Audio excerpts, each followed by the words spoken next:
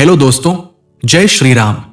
सनातन धर्म की पावन भूमि से युगों पुरानी पौराणिक कथा, जहां कलयुग में सतयुग की आवाज सुनाई देगी।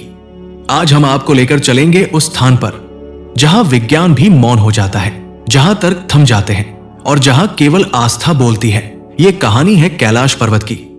यह पर्वत जितना ऊंचा है, इसकी सच्चाई उससे भी कहीं ज्यादा गहरी है।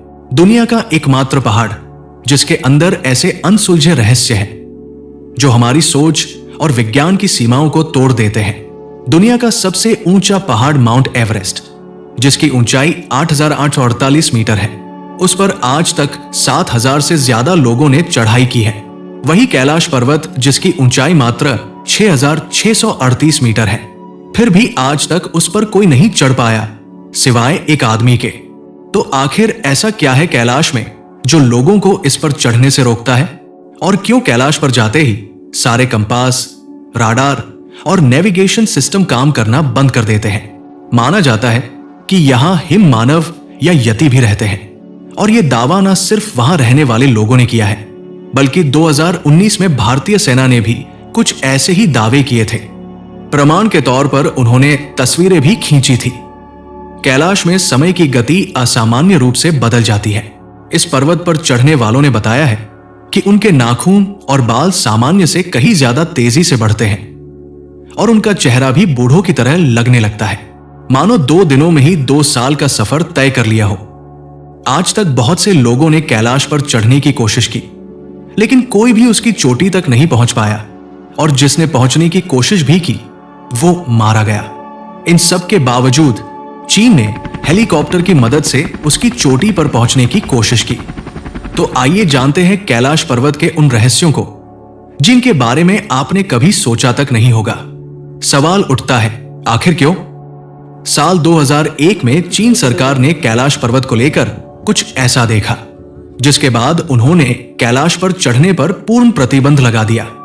कहते हैं जैसे ही कोई व्यक्ति कैलाश के निकट पहुंचता है, उसके कंपास, राडार और नेविगेशन सिस्टम काम करना बंद कर देते हैं, मानो ये पर्वत मनुष्य की तकनीक को स्वीकार ही नहीं करता। स्थानीय लोगों का दावा है कि यहाँ हिम मानव यति रहते हैं, और यह दावा केवल कहानियों तक सीमित नहीं है। साल 2019 में भारतीय सेना ने भी बर्फ में मिले विशाल पदचिन्हों की तस्वीरें साझा की थी। 3 से 4 फीट लंबे वे पदचिन्ह किसी साधारण प्राणी के नहीं हो सकते। समय भी थम जाता है कैलाश में। कैलाश पर जाने वाले लोगों ने एक और अजीब अनुभव साझा किया। उन्होंने बताया कि वहां समय की गति बदल जाती है। सिर्फ 2-3 दिनों में ही उनके बाल और नाखून असामान्य रूप से बढ़ गए, चेहरे पर झुर्रियां आ गई, मानो उन्होंने कुछ ही दिनों में वर्षों की यात्रा कर ली हो। जो लोग चोटी की ओर बढ़ने की कोशिश करते हैं, या तो लौट नहीं पाते या लौटकर कुछ कह नहीं पाते, और जो लौटे वे भी कुछ वर्षों के भीतर रहस्यमय परिस्थितियों में संसार छोड़ गए। 1962 में भारत और चीन के बीच का सीमा विवाद इतना ज्यादा बढ़ गया कि ये एक भयंकर युद्ध में बदल गया, जिसमें भारत को भारी नुकसान उठाना पड़ा। और इस युद्ध के परिणाम स्वरूप चीन ने भारत की लगभग 720,000 वर्ग मील भूमि पर कब्जा कर लिया। तब से कैलाश पर्वत चाइना ऑक्यूपाइड तिब्बतियन रीजन के अंदर आता है, जो कि भारतीय सीमा से लगभग 100 किलोमीटर दूर है। दोस्तों, सीमाएं बदली, आस्था नहीं। कैलाश आज भी हिंदू, बौद्ध और जैन तीनों धर्मों के लिए सर्वोच्च पवित्र स्थल है। 1991 में चीन और जापान के वैज्ञानिकों की एक टीम कैलाश पर चढ़ने निकली। मौसम साफ था, सब कुछ अनुकूल लग रहा था, लेकिन कुछ ही ऊंचाई पर मौसम अचानक विकराल हो गया। भयंकर बर्फबारी होने लगी और देखते ही देखते 19 वैज्ञानिकों की मृत्यु हो गई। इसके बाद कई और प्रयास हुए, हर बार मृत्यु या मौन। चीन ने हार नहीं मानी, हेलीकॉप्टर से चोटी तक पहुंचने की कोशिश की, लेकिन जैसे ही वे ऊपर बढ़े, बिजली ऐसे चमकने लगी मानो कोई चेतावनी दे रहा हो। ऑक्सीजन होते हुए भी सांस घुटने लगी। कंपास, राडार, नेविगेशन सब बंद हो गए। हेलीकॉप्टर क्रैश होने वाला था, जिसके बाद उनकी हिम्मत टूट गई और वे वापस लौट आए। चीन के कैलाश पर चढ़ने में असफल होने के बाद 2 रूसी, एक ब्रिटिश और एक अमेरिकी पर्वतारोही ने कैलाश पर चढ़ने की परमिशन ली। इन पर्वतारोहियों ने कई बड़े बड़े पहाड़ों पर फतह हासिल की थी। सभी को लगा कि वे कैलाश पर भी चढ़ जाएंगे, पर फिर एक हफ्ते तक उनका कुछ पता नहीं चला और लगभग 10 दिन बाद जब वे वापस लौटे तो जो नजारा देखने को मिला वो काफी चौंकाने वाला था। उनके बाल बड़े बड़े और चेहरे पर झुर्रियां थी, मानो उन्होंने 10 दिनों में 10 सालों का सफर तय कर लिया हो। और फिर कुछ दिनों बाद एक अजीब स्थिति के चलते सभी की मौत हो गई। तो आखिर ऐसा क्या है कैलाश में जो लोगों को यहां जाने से रोकता है? वैज्ञानिक आज तक इस सवाल का जवाब नहीं खोज पाए, पर पुराणों के अनुसार यह एक पवित्र स्थल है जिसकी रक्षा स्वयं भगवान शिव करते हैं। कुछ मान्यताओं के अनुसार यहां 7 चिरंजीवी और सप्तर्षियों के साथ ही महाघोरियों की शक्तियां भी हैं जो लोगों को कैलाश पर चढ़ने से रोकती है। और कैलाश पर चढ़ने वाले सभी लोगों ने इन अलौकिक शक्तियों को महसूस किया है। 1999 में रूसी विशेषज्ञ अर्स्त मुल्दाशेव अपनी एक टीम के साथ कैलाश पहुंचे। उनकी टीम में भूवैज्ञानिक और इतिहासकार भी शामिल थे। उन्होंने कई महीनों तक कैलाश के नीचे और आसपास शोध किया। रूसी वैज्ञानिक अर्नस्ट मुल्दाशेव ने अपनी पुस्तक में लिखा है कि कैलाश एक मानव निर्मित पिरामिड है जो अंदर से खोखला है। रात में कई बार उन्हें और उनकी टीम को कैलाश के अंदर से अजीबोगरीब आवाजें सुनाई दी, मानो उसके भीतर कोई रह रहा हो। इस वर्णन से मेल खाती बात हमें हिंदू और बौद्ध ग्रंथों में भी मिलती है। इन ग्रंथों के अनुसार कैलाश के नीचे एक भव्य नगरी बसी हुई है जहां के लोग हजारों वर्षों से जीवित हैं। इस नगरी का नाम है शंभला। कैलाश पर्वत पर चढ़ने वालों का दावा है कि उन्होंने बर्फ पर 3 से 4 फीट लंबे विशाल पैरों के निशान देखे हैं। केवल स्थानीय लोग ही नहीं बल्कि इंडियन आर्मी ने भी ऐसे पद चिन्ह देखने का दावा किया है।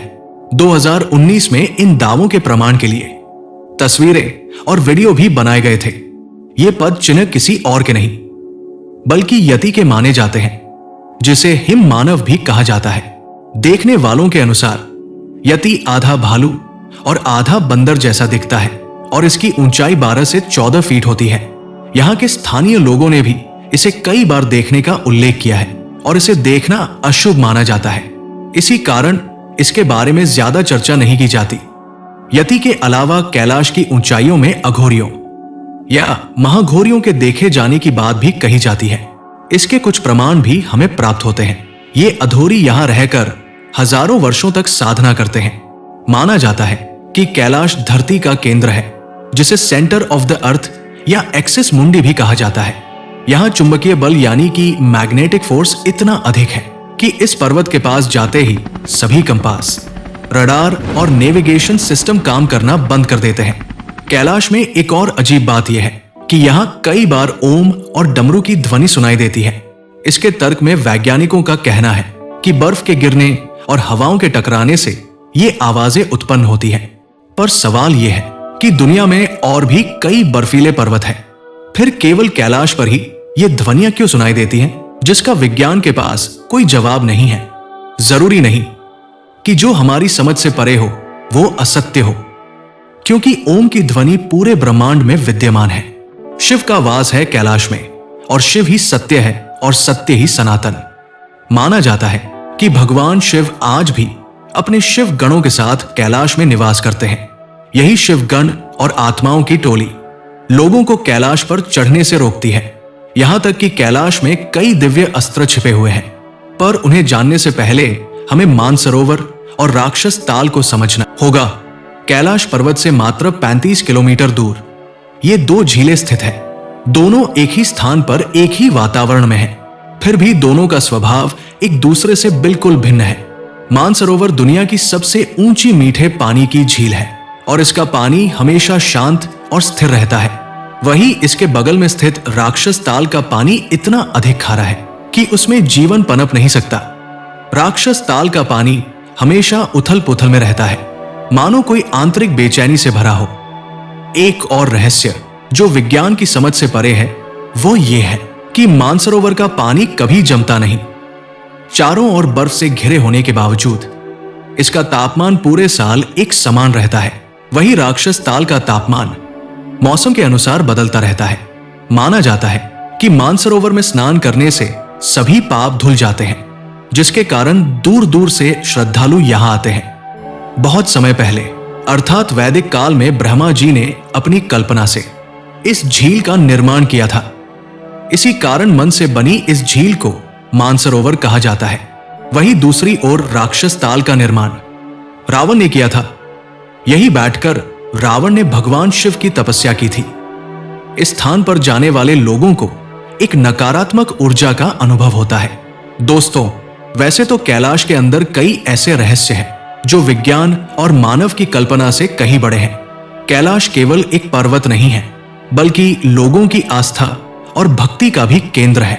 शिव जी का वास स्वयं कैलाश में माना जाता है और यह भी कहा जाता है कि कई अद्भुत अस्त्र कैलाश की बर्फ की चादर के नीचे छिपे हुए हैं। यहां ब्रह्मशिर ब्रह्मास्त्र, अर्जुन का गांडीव, शारंग जैसे कई दिव्य अस्त्र गुप्त रूप से सुरक्षित है। कहा जाता है कि यहां शिरोमणि भी छिपी हुई है।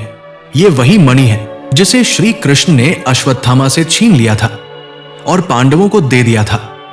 जब पांडव अपने पापों से मुक्ति पाने के लिए स्वर्ग की यात्रा पर निकले, तब युधिष्ठिर ने श्री कृष्ण के कहने पर इस मणि को इसी पर्वत में छिपा दिया, ताकि सही समय आने पर यह मणि अश्वत्थामा तक पहुंच सके। तब से यह मणि सही समय की प्रतीक्षा कर रही है। दोस्तों, इस पावन कथा को सुनने के लिए आपका धन्यवाद। यदि इस कथा ने आपके मन को छुआ हो तो कमेंट में लिखें हर हर महादेव और इसे अपने हृदय में स्थान दीजिए और वीडियो को लाइक करें, शेयर करें। अगली पौराणिक कथा से जुड़े रहने के लिए चैनल को सब्सक्राइब अवश्य करें। हम फिर मिलेंगे एक नई पौराणिक कथा के साथ। तब तक के लिए प्रेम से बोलिए जय श्री कृष्ण।